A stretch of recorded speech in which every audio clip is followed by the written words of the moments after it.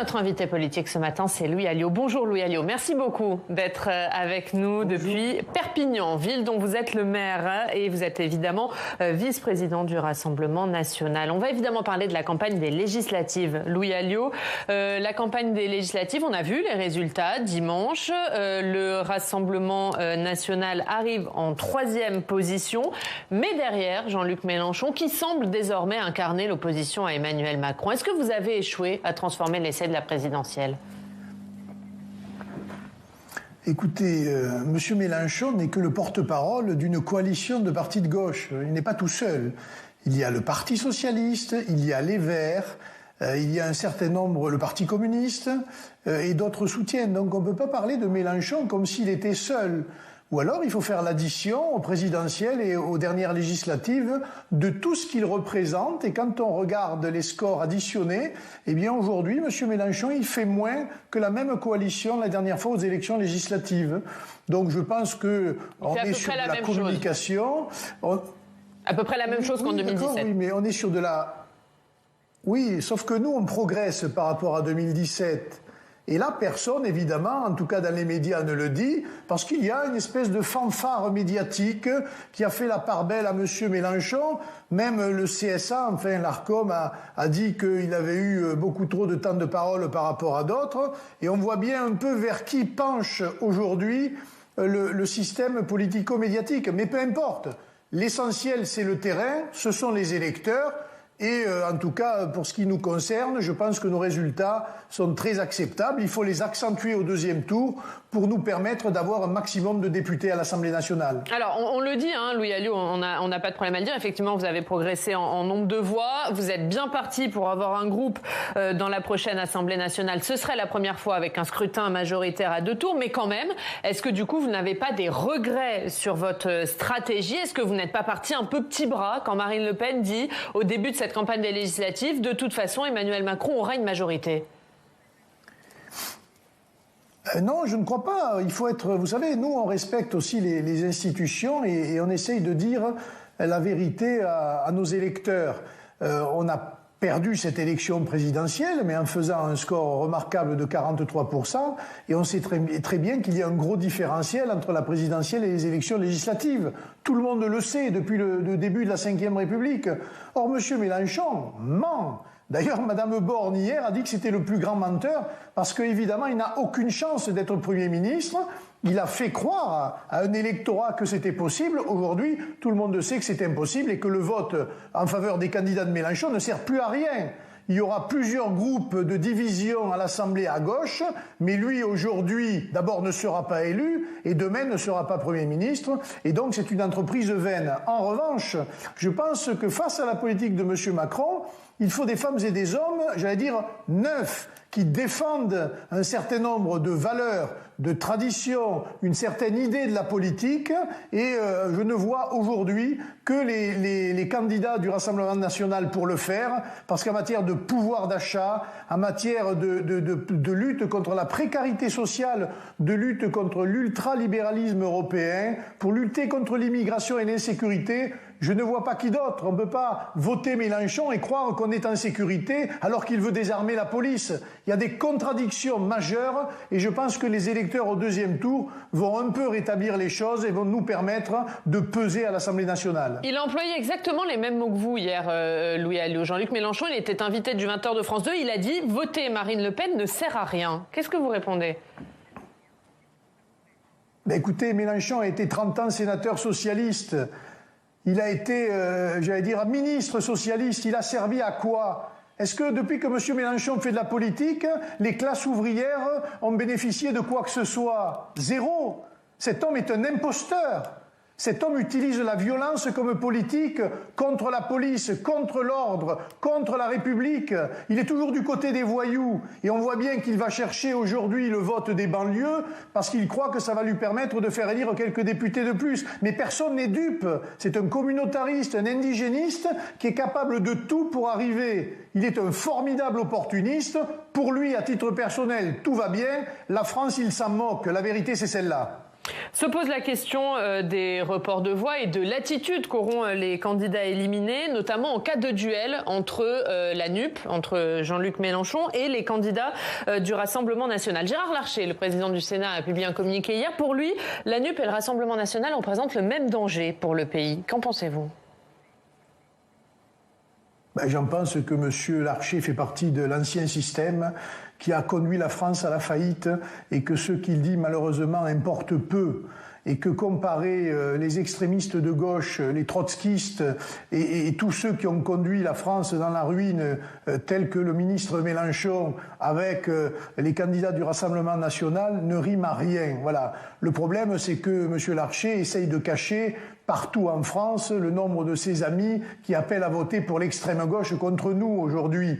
Et que cette droite est dans la collusion avec la gauche pour maintenir un petit système de privilèges au détriment de l'intérêt général. C'est la seule certitude de cette élection et je pense que les électeurs ne sont pas dupes. Heureusement, dans mon département, par exemple, dans les Pyrénées-Orientales et à Perpignan, la droite aujourd'hui, j'allais dire, parce qu'elle a renié un certain nombre de valeurs et réduite à sa portion congrue, alors qu'on sait très bien que l'électorat, lui, répond à un certain nombre de réflexes, et notamment des réflexes patriotiques. C'est la droite, c'est les cadres de cette droite-là qui ont conduit à cette situation, et je pense que M. Larcher et tous les cadres aujourd'hui des LR sont aujourd'hui, j'allais dire, des has-beens de la politique, et vont, j'espère, laisser place à d'autres pour une recomposition politique qui permettra enfin de défendre des valeurs et de défendre un programme qui permette à la France une certaine renaissance. Mais ils sont vraiment effacés, les Républicains, aujourd'hui, Louis Alliot. Dans les projections, ils pourraient avoir 2 fois plus de députés que vous. Est-ce que vous n'allez pas un peu vite en besogne en prédisant leur effacement ? Non, parce qu'ils ont, dans certaines régions, un enracinement certain. Mais il y a d'autres régions où ils sont en voie de disparition parce que, si vous voulez, leur attitude ne correspond pas à leur politique. Et le problème, c'est, qu'on pourrait dire, le fait qu'ils s'empêchent ne serait-ce que de discuter avec nous. Par exemple, vous avez ici l'ancien maire LR qui se voulait de la droite dure et de la droite forte, qui aujourd'hui, dans un duel contre l'extrême gauche, appelle à voter blanc. Ce qui est absolument incroyable et qui prouve bien que ces gens sont à l'origine de l'état de la France dans lequel nous sommes par manque de conviction, par manque de courage, par lâcheté. S'ils avaient défendu les valeurs patriotiques, s'ils avaient lutté contre l'immigration ou contre l'insécurité, nous n'en serions pas là. Est-ce que vous appelez les Républicains, est-ce que vous appelez les élus républicains à vous rejoindre aujourd'hui ? Est-ce qu'aujourd'hui, dans votre région, par exemple, vous discutez avec des Républicains ou pas ? Mais on discute avec des Républicains qui ont le courage de nous répondre, parce que pour la plupart, ils veulent bien discuter en dehors ou dans les couloirs, mais vous n'en aurez aucun devant votre caméra qui vous dira « Dimanche, j'irai voter pour le candidat du RN », même s'il le fait. En revanche, dans les rues, vous voyez plein de personnes qui ont voté anciennement républicains ou qui votent encore républicains et qui nous disent « On ne se trompera pas dimanche. Contre l'extrême gauche ou contre la République en marche, contre les candidats de Macron, nous irons voter pour les candidats du Rassemblement national. » Parce que eux ont des convictions, eux n'ont jamais changé d'opinion, et vous avez les anciens du RPR ou même de l'UDF qui ne se trompent pas. C'est les cadres qui ont tué ces idées. Ce ne sont pas les électeurs qui sont toujours là et qui continuent à voter et qui changent, j'allais dire, au fur et à mesure des élections et se reportent de plus en plus vers notre formation politique. Pour revenir à ces consignes de vote, entre guillemets, vous parliez de celles des Républicains, dont certains appellent à faire barrage au Rassemblement national. C'est ce que dit également la majorité présidentielle. Pas une voix ne doit aller à l'extrême droite. C'est aussi le mot d'ordre de la majorité. Est-ce que finalement, ce n'est pas l'échec total de votre dédiabolisation ? Mais non, c'est pas nos adversaires qui font la diabolisation ou pas la diabolisation, ce sont les électeurs. Écoutez, à Perpignan, on a réussi à gagner la mairie, les électeurs ont su dépasser ces messages de peur. Tout le monde sait bien que nous ne sommes pas à l'extrême droite, car l'extrême droite en France, elle est résiduelle, elle doit peser 2 ou 3% à tout casser. En revanche, on sait où est l'extrême gauche et où sont les dangers aujourd'hui du communautarisme, de l'indigénisme, du wokisme et de tout ce qui est en train de déconstruire la France. Et cela, ça n'a pas l'air de gêner un certain nombre de candidats en marche. Mais je leur dis attention, parce que si demain vous avez M. Mélenchon au pouvoir, c'est vous les premiers qui en paierez les conséquences. Et c'est malheureusement les citoyens qui en paieront les conséquences. Donc il ne faut pas se tromper de combat. Moi je demande le soutien, sûrement pas de La République En Marche ou de personne, mais je dis aux électeurs, réfléchissez bien. Voilà, vous avez l'état des forces politiques.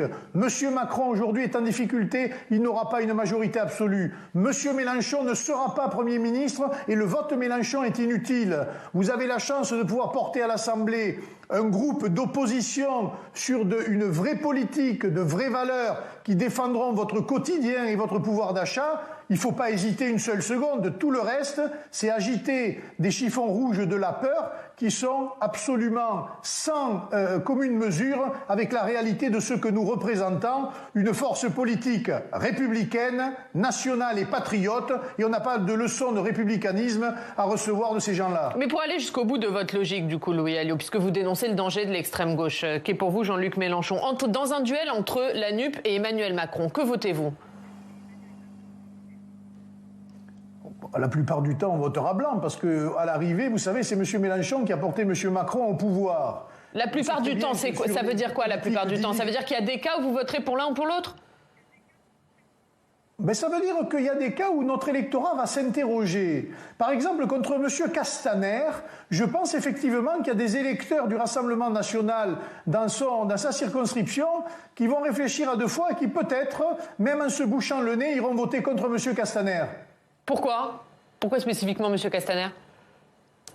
Parce que ça a été le pire ministre de l'Intérieur, l'homme le plus arrogant, le plus sectaire. Il est un peu l'emblème de ce que représente le système macronien en France, à la fois incompétent, insignifiant et arrogant, ce que ne veulent plus les Français aujourd'hui aux affaires. Mais ça veut dire que vous dénoncez Jean-Luc Mélenchon, vous dénoncez les dangers qu'il peut représenter pour le pays, mais dans le même temps, vous préfériez voter pour un candidat de la NUP plutôt que pour un candidat d'Emmanuel Macron, c'est ça ?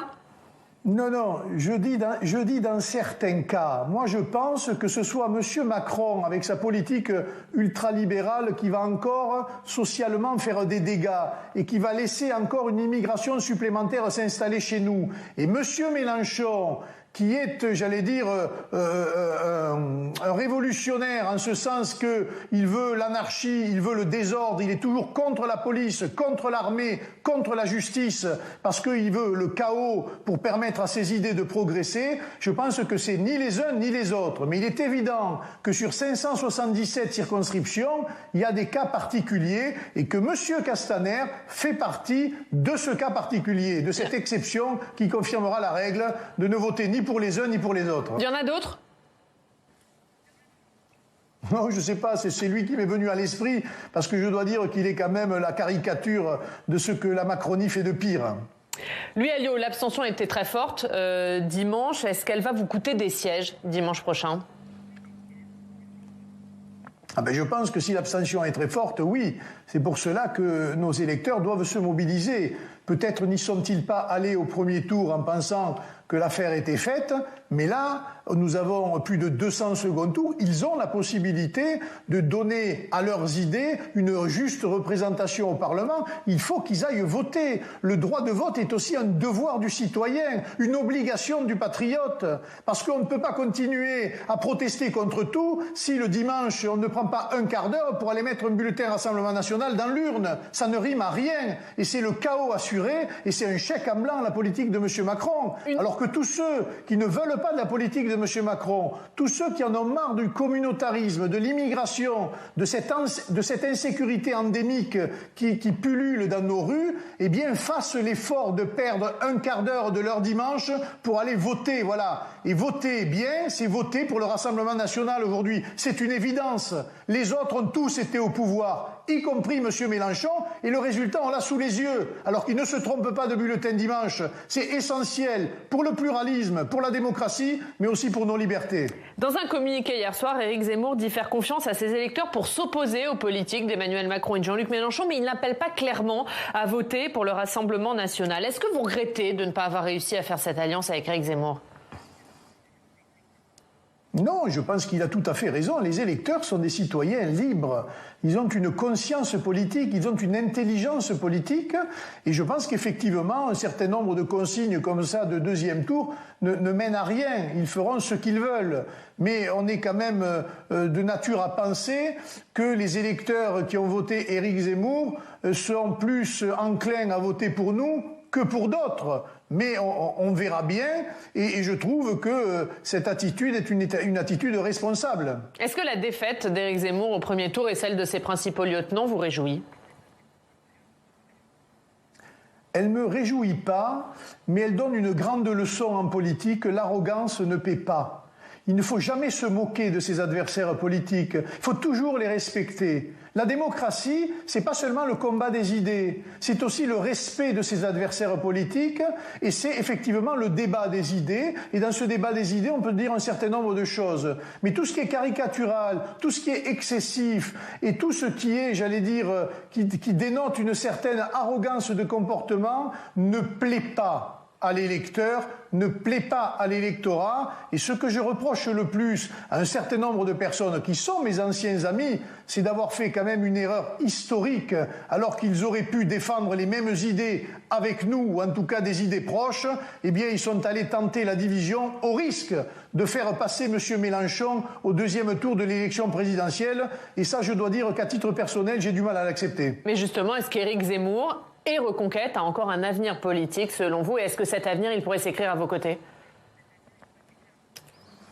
Écoutez, je n'en sais rien. On partage un certain nombre de choses ensemble, mais il y en a d'autres qui nous séparent et d'une manière significative. Donc on verra l'avenir et on verra la manière dont ils gèrent eux-mêmes leur socle électoral d'aujourd'hui.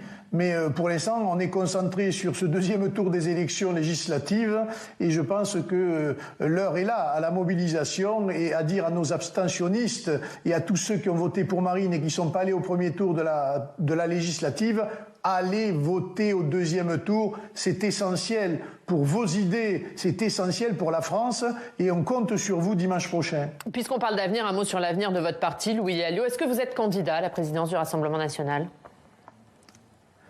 C'est pas une question que je me pose là aujourd'hui en pleine élection législative. On verra ce que Marine décide à l'issue de ces élections législatives. Est-ce qu'elle doit passer la main pour vous ? Candidate à sa Si elle passe la main, c'est une question que je me poserai. Mais vous savez, on en discutera entre amis, on en discutera avec Jordan Bardella et avec l'ensemble des membres du bureau exécutif. Ce sont des décisions qu'il faut prendre collectivement. Mais la démocratie et le débat d'idées au sein d'un parti est plutôt salutaire. C'est plutôt le monolithisme et l'unilatéralisme qui fait du mal aux partis politiques. Mais le débat, lui, il est sain. Et il est heureux de voir qu'il existe encore des partis politiques où on est libre de dire ce qu'on pense. Est-ce que la ligne de Jordan Bardella est la vôtre, Louis Alliot ? Oh, vous savez, moi je commence à être un ancien dans le Rassemblement national et Jordan est un brillant jeune de la nouvelle génération. Donc je n'ai pas de différence majeure avec Jordan Bardella ou alors à la marge. Donc, est-ce qu'il n'est pas sur une ligne plus identitaire ? Est-ce qu'il n'est pas sur une ligne plus identitaire, là où Marine Le Pen est sur une ligne plus sociale ? Ben justement, c'est une ligne de crête qu'il faut trouver entre l'un et l'autre, et c'est précisément ce que nous nous astreignons à faire depuis maintenant 2010 avec Marine, et qu'elle a très bien réussi. Et je pense que la grande victoire de Marine aujourd'hui, c'est celle-là, c'est d'avoir su allier une défense raisonnable de l'identité en luttant contre tous les excès de l'immigration, du communautarisme et des atteintes à la laïcité, et puis aussi d'avoir une dimension de solidarité, une dimension sociales qui permettent de parler à ceux qui en ont le plus besoin et qui remet un certain nombre de choses en place pour lutter contre les inégalités qui sont la plupart du temps dictées par un système mondialiste et européen qui est en train de ruiner la France, son agriculture, ses services publics et qui a déjà ruiné son industrie. Merci Louis Alliot. Merci beaucoup d'avoir été notre invité ce matin depuis votre ville de Perpignan. Merci d'avoir été avec nous.